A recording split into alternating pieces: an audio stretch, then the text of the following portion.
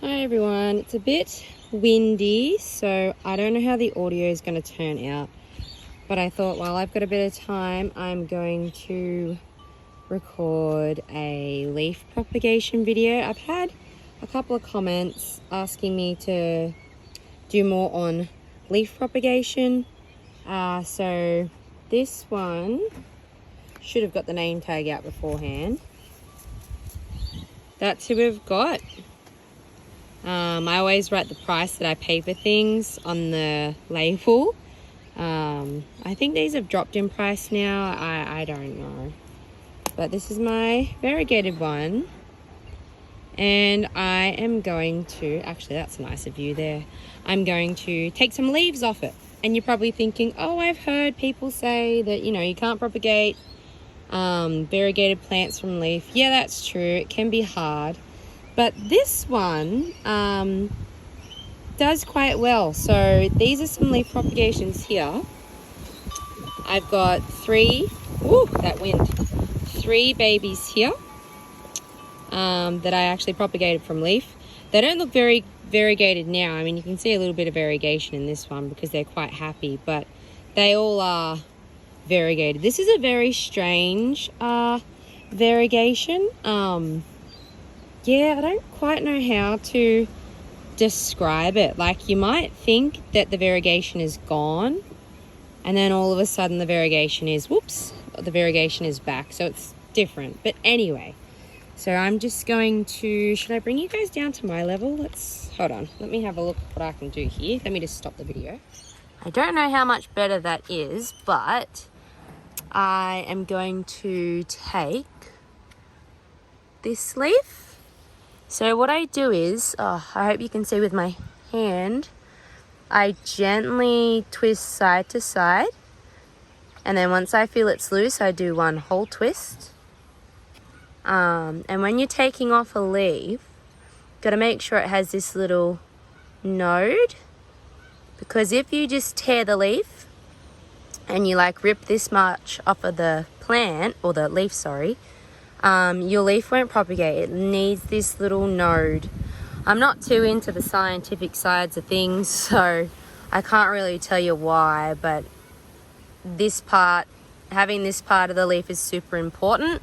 And then when you look at the stem, you don't want to see, I don't know if I'll be able to show you where I plucked the leaf off, but basically see, where's my finger? See this here? Oh, this is really hard to record. See that here? That's once upon a time where a leaf was. So it could grow a pup like this, or it could just be bare like this. And then what we'll do, I'll just put my phone back into the holder. So let's just say we plucked a couple of leaves. Get yourself a tray. My tray is actually sopping wet. I wouldn't normally put leaves into sopping wet trays. It's only because I bought some new soil and it was extremely dusty. So you should really make sure if you're, dealing with soil and stuff, you actually wear a mask. I sometimes wear a mask and sometimes I just hold my breath till I nearly pass out and then I walk away to clean air and then I breathe. It's really not healthy because you can get a lung disease from soil. Anyway, very important. So yeah, I just kind of put the leaf down on the soil. I'll just take my phone off the holder and then I'll come over here and then I'll put my leaf propagations here. It's under 30% shade cloth, and then I have a tarp on top. I think the tarp's 50% UV protected. I can't quite remember. And then I will just leave it and they just do their thing. And don't get me wrong, sometimes a leaf baby will not grow. That's just what happens. And then sometimes they do grow. So you always make sure you pluck I don't know, as many as you want really. And then that has the potential to turn into these. And also, these really tiny ones on the side, they are from a flower stem from this plant. Let's pull my phone back. But yeah, they are from this variegated plant. Whoops, sorry. And they are flower stems that I've cut off.